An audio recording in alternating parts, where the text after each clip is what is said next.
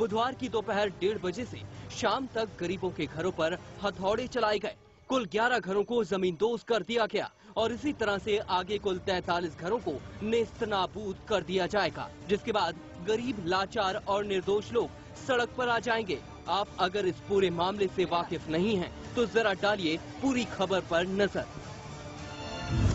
गोलीबार में गरीबों के झोपड़े, शिवालिक वेंचर को मिला काम, एसआरए बिल्डिंग बनाने का काम, शिवालिक चला रहा बुलडोजर, गरीब लोगों को सताता डर।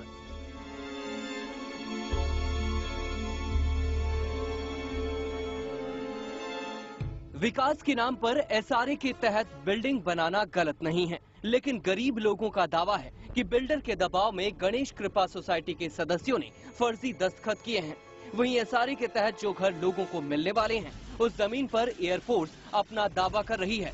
इस कारण से लोगों को डर है कि अगर भविष्य में एयरफोर्स के पक्ष में फैसला आता है, तो फिर ये गरीब लोग कहां जाएंगे। यानी कि इस जमीन पर बिल्डर से लेकर एयरफोर्स तक के कई बड़े दावेदार हैं और ऐसे में पिस रही है बेचारी जनता। आशीष सिंह और दीप्ति लेले के साथ मिलिंद सागरे, TV9, गोलीबार, मुंबई। हमारे खास मेहमान हमारे साथ बने हुए हैं। प्रकाश रेड्डी साहब हैं हमारे साथ, सीपीएम से। विवेक पंडित साहब हैं जो कि आरटीआई एक्टिविस्ट हैं, और हमारे साथ इश्तियाक जहांगीर भी हैं, समाजवादी पार्टी हैं। इश्तियाक जी, आपसे भी यहाँ पर हमारा सवाल है। इस पूरे मामले को अगर देखा जाए तो कहीं ना कहीं दो चीज यहाँ पर दिखाई दे रही है जिससे लोग डरे हुए यहाँ पर लग रहे हैं। गोलीबार के लोग जो है, एक तरफ ये मामला जो है कोर्ट में है और बिल्डर ने यहाँ पर इस पूरे जगह पर अपनी दावेदारी पेश की है और बिल्डर जो है इस जगह को खाली भी करा रहा है। दूसरी ओर बिल्डर के अगेंस्ट जो है एयरफोर्स भी कोर्ट में गई हुई है और एयरफोर्स का दावा है कि ये जमीन जो है उनकी है। कहीं ना कहीं से दोनों तरफ से वहां पर जो रहने वाले रहवासी हैं उनके लिए मुसीबत का विषय बन गया है। जी देखो, सबसे पहली बात तो आज ये लोग दावा कर रहे हैं, जब ये लोग बस रहे तो तब कहां थे ये लोग जी। आज ये गरीब लोग एक आशियाना बना के तिनका जोड़कर ये लोग ने एक आशियाना बनाए, और मुंबई जैसे शहर के अंदर एक आशियाना बनाना कोई मामूली बात नहीं है। पूरी जिंदगी गुजर जाती है एक आशियाना बनाना है। एक घर मुंबई में होना, यानी एक बार इंसान सोचता मैं भूखा रहूंगा चलेगा, लेकिन मेरा एक अपना खुद का मकान होना जरूरी है। अगर मकान नहीं रहेगा तो फिर मुंबई में रह के कोई फायदा नहीं है, क्योंकि किराया इतना रह चुका कि लोग खुद मुंबई में परेशान है। और ये ऐसे लोग हैं, इनको उनकी नींद तब खुलती है जब गरीब अगर अच्छा पल रहा है, फूल रहा है, कुछ करने की कोशिश कर रहा है, तब आकर ये बुलडोजर लाकर उनका घर तोड़ने का काम करते हैं। जैसा एक परिंदा घोंसला बनाता है और अचानक कोई आके उसका घोंसला तोड़ देते हैं, वैसे ही बिल्डर लोग भी वैसे ही काम कर रहे हैं। आज एक इंसान इतने सालों से वहां पे बसा हुआ है, जब इनकी नजर नहीं पड़ी, आज जो जमीन का भाव बढ़ रहा है, कीमतें बढ़ रही है। आज मुंबई के अंदर जो ये शिवाले बिल्डर है, ऐसे कई बिल्डर है जो गरीबों के ऊपर जो बुलडोजर चला रहे हैं। लोग बोलते हैं गरीबी हटाओ, ये गरीबी नहीं हटा रहे, गरीबों को हटा रहे, मुंबई से बाहर किया जा रहा है। आज बड़े बड़े लोग इलेक्शन में दावा कर रहे थे, कहाँ है वो लोग, इनके साथ में क्यों नहीं खड़े? हम तो गरीब पार्टी है और गरीब लोग, हम गरीब के साथ हमेशा खड़े, और ये लोग वही बिल्डर लोग हैं जिनके साथ पुलिस को लेके ये लोग काम करते हैं। हम बार-बार पॉलिटिकल एक्शन की बात कर रहे हैं यहाँ पर, क्या पॉलिटिकल एक्शन आपकी पार्टी की ओर से होगा? बिल्कुल होगा। अगर जहां भी अन्याय होगा, हम लोग न्याय के लिए खड़े, भले हमारे उसके लिए कुछ भी जान देना पड़े, और गरीबों के साथ हम लोग हमेशा खड़े, और ऐसे मामले में हमेशा हम खड़े रहेंगे, क्योंकि हमारा वादा है गरीबों के साथ में हम लोग न्याय चाहिए। क्योंकि मुंबई के अंदर जहां दलदल जमीन थी, जहां नाला था, कचरा था, उस जमीन पे बिल्कुल इस तरह की तस्वीरें यहाँ पर मुंबई के अंदर जो है कई तरीके से और कई प्रोजेक्ट के तहत जो है गरीब लोग जो वहां पर रहने वाले लोग हैं वो परेशान। लेकिन सवाल अब तक यहाँ पर ये बना हुआ है कि जो पार्टियां, उनमें आपकी पार्टी भी शामिल है, जो कि यहाँ पर वोट लेने जाती है, क्या वो इन गरीबों की ओर से कोर्ट नहीं जा सकती? इनका पक्ष कोर्ट के सामने नहीं रखा जा सकता? जो दस्तावेज ये जो TV9 के सामने आज दिन भर दिखा रहे थे, वो दस्तावेज लेकर पार्टियां आगे नहीं बढ़ सकती? नहीं, बिल्कुल। अभी हमारे जो प्रेसिडेंट है जनाब अबू आसिम आजमी साहब, वो यूपी दिल्ली में गए हुए, कल वो आने वाले, हम लोग उनसे राय लेंगे, और हम लोग तो चाहते हैं कि उनके लिए कुछ ना कुछ करे, क्योंकि सबसे पहले हमारे सदर की राय लेना बहुत जरूरी है, और ऐसे काम में हमारे सदर मना नहीं करेंगे, क्योंकि हम चाहते हैं कि गरीबों के लिए न्याय मिले। और ये कोई मामूली बात नहीं है, किसी का घर उजाड़ना, आज ऐसा दादागिरी चल रही है बिल्डरों की, इनकी बिल्डरों की दादागिरी रोकना बहुत जरूरी है। और ये बिल्डर, मैं चाहता हूं कि भाई 2-3 वॉचमैन वहां पे रखना चाहिए। गुंडे क्यों पाल के रख रहे? हर बिल्डर के पास देखो 50-60 गुंडे खतरनाक खड़े हुए, लाठी लिए हुए, हाथ में हथियार लेकर खड़े रहते।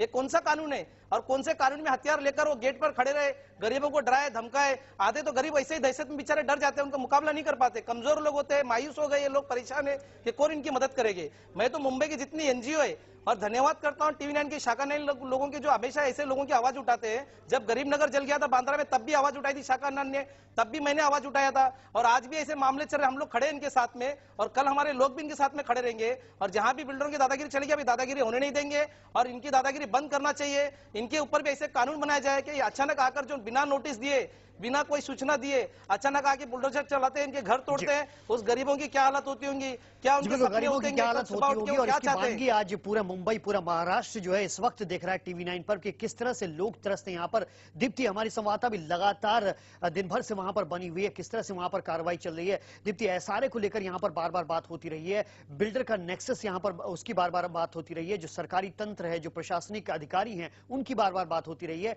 लेकिन जब जब इस तरह की बात आती है, बात आई गई हो जाती है और इस तरह का खामियाजा जो है आम लोगों को भुगतना पड़ रहा है। बिल्कुल यही कई बरसों से देखा जा रहा है। हम बार बार वहां बैठे हुए सम्मानीय पैनलिस्ट भी बार बार कह रहे हैं कि मुंबई को ये बनाएंगे वो बनाएंगे, लेकिन मुंबई रहने लायक तो पहले रखिए गरीबों के लिए। वर्ली में आप देखिए वही हाल है, माहिम में वही हाल है, जिस जगह का आप मुंबई में नाम लीजिए। पवई चांदीवली में रहने वाले कुछ ऐसे खदान मजदूर हैं, उनका वही हाल है। बीडीडी में पुलिस वाले हैं, उनका यही हाल है। यहाँ पर ये आम मुंबईकर है।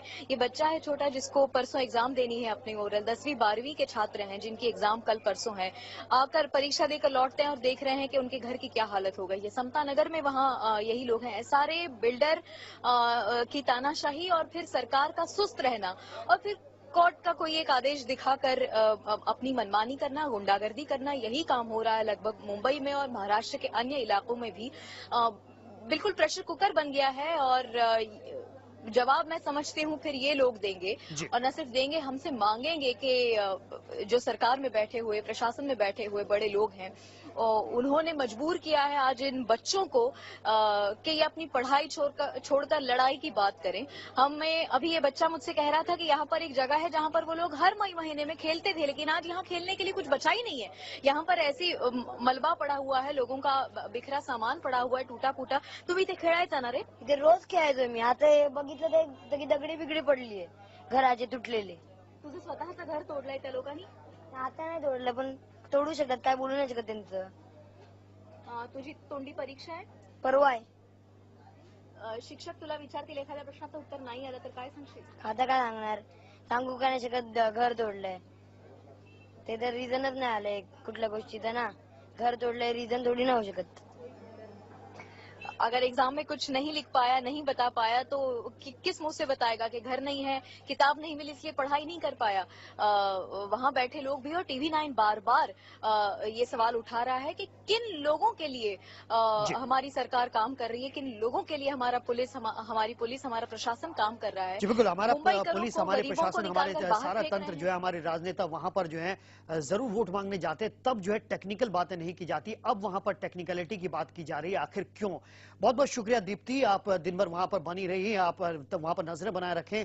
बहुत बहुत शुक्रिया इस तमाम बातचीत के लिए, तमाम विश्लेषण के लिए। हमारी संवाददाता दीप्ति वहां पर दिन भर से बनी हुई थी, उन्होंने वो एक्शन दिखाया जो दिन भर वहां पर चला है। वो अब वहां पर वो चीज दिखा रही है जो कि भावनात्मक चीजें हैं, जो कि मानवीयता की चीजें हैं, जिनको लेकर हम यहाँ पर सरकार के सामने हैं, तमाम प्रशासन के सामने हैं कि आखिर जिस भावना को यहाँ पर सामने रखकर आपने पिछले दिनों वोट मांगे थे, चुनाव के वक्त वोट मांगे थे, जिस आशियाना के नाम पर आपने वोट मांगे थे, आखिर इस वक्त आप लोग कहां पर हैं जब ये लोग मुसीबत में घिरे हुए हैं? तब टेक्निकलिटी की बात क्यों हो रही है? प्रकाश साहब, इस टेक्निकलिटी की बात पर हम जा रहे हैं। यहाँ पर तकनीकी रूप से जो है बिल्डर के साथ इस वक्त पुलिस खड़ी दिखाई दे रही है, लेकिन इस वक्त जो है वो लोग कहां पर हैं जो कि वोट मांगने वहां पर पहुंचे थे? वही तो सवाल हम हर बस्ती में ये जो लोग हैं वहाँ चुन के आते हैं, कांग्रेस हो, एनसीपी हो, बीजेपी हो, शिवसेना हो, उनके बारे में हम पूछ रहे हैं। जहाँ तक सीपीआई का ताल्लुक है तो हम तो हमारे कार्यकर्ता गोलीबार के बस्ती में है, संदीप पोहरे है, एडवोकेट हरदनकर है। जहाँ जब आंदोलन चला तो मैं खुद वहां गया था, हम साथ रहे हैं। हमारा जो कम्युनिस्ट पार्टी की तरफ से वन विभाग का एक बहुत बड़ा आंदोलन चला, वहां हमने स्टे लिया और संघर्ष नगर में वहां उनको घर मिले। लगातार 10 साल से झोपड़पट्टी के लिए हमारी पार्टी, मैं खुद उनके लिए लड़ रहा हूँ। टेक्निकलिटी का सवाल जो आता है तो लोगों को गुमराह बना जाता है। ये जो जमीन का मामला है, यहाँ जो एक दर्शक थे उन्होंने सही कहा, ये लोगों को मालूमात नहीं होती है सारे क्या है, वो प्रॉपर्टी क्या कार्ड क्या होता है उसकी मालूमात नहीं होती।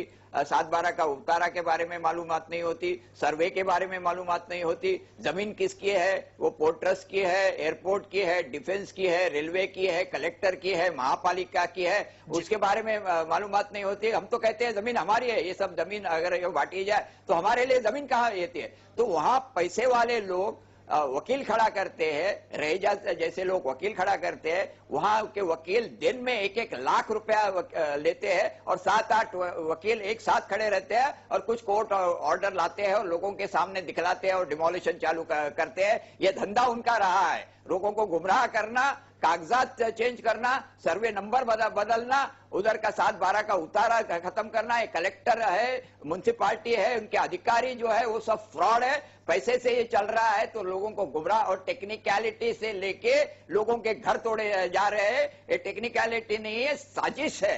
तो अभी तो एक साहब है गोलीबार का है, 10वीं की एग्जाम चल रही है, तो 10वीं का एग्जाम तो वो बंद करना चाहिए, रोकना चाहिए, सरकार रोकना चाहिए यहाँ पर 10वीं का यहाँ पर एग्जाम। और इस वक्त एक बहुत बड़ी खबर आ रही है यहाँ पर गोलीबार इलाके से। ये खबर है गोलीबार में TV9 का प्रसारण बंद कर दिया गया है। TV9 की आवाज को, जो लोगों की आवाज बनकर यहाँ पर उभरा है, पूरे दिन भर की तस्वीरें हम आपको दिखा रहे हैं, उस पर सवाल हम यहाँ पर लोगों के सामने रख रहे हैं। इस आवाज को दबाने की कोशिश की जा रही है, किसके इशारे पर बंद हुआ है ये प्रसारण, इस वक्त ये बड़ा सवाल है। हम आपको बताने की TV9 का प्रसारण पूरे गोलीबार इलाके में बंद कर दिया गया है। TV9 बिल्डर के जुल्म के खिलाफ यहाँ पर आवाज उठाता रहा है और एक बार फिर से हमने यहाँ पर आवाज उठाने की कोशिश की है और इस आवाज को दबाने का काम भी शुरू हो गया। हम आपको बताने की पूरे गोलीबार में इस वक्त TV9 का प्रसारण रोक दिया गया है।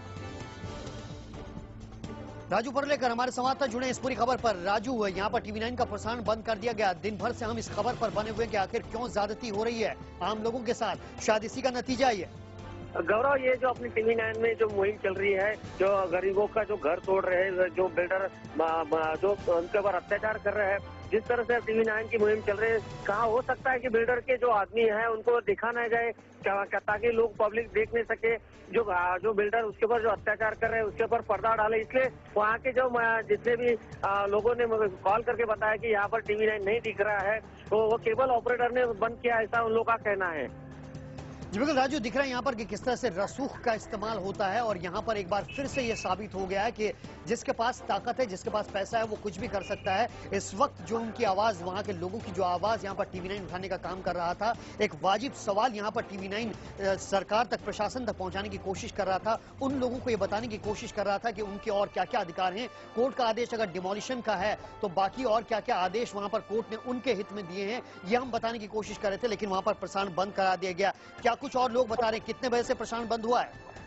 देखिए, एक व्यूअर ने हमें कॉल करके बताया कि दोपहर को हमने 3 बजे देखा तो TV9 चल रहा था। उसके बाद मैंने उसके वापस कॉल किया, उसने बताया 6 बजे यार मैं TV9 मेरे जो चैनल जो सेट किया था कुछ 92 नंबर था, वहाँ पर नहीं दिख रहा है। तो तभी उन लोग ने जब केबल ऑपरेटर को फोन करने की कोशिश की, तभी फोन कोई उस केबल ऑपरेटर फोन नहीं उठा रहे थे। उन्होंने कहा कि TV9 हमारे यहाँ दिख नहीं रहा है। हालांकि जो TV9 जो मुहिम चला रही है, जो जिस तरह से जो बिल्डर के खिलाफ जो आवाज उठा रही है, वो हम देखना चाहते हैं, लेकिन यहाँ के लोग केबल ऑपरेटर ने यहाँ पर TV9 बंद कर दिया है।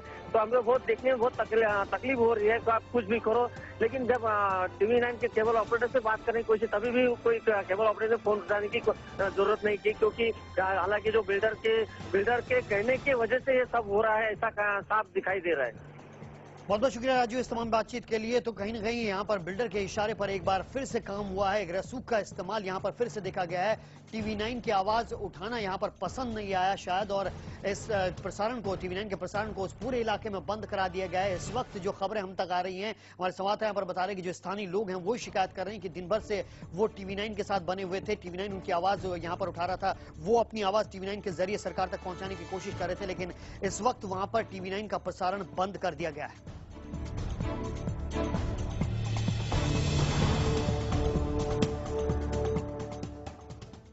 चलिए बने रहेंगे इस पूरी खबर पर, लेकिन यहां पर ले रहे एक छोटा सा ब्रेक।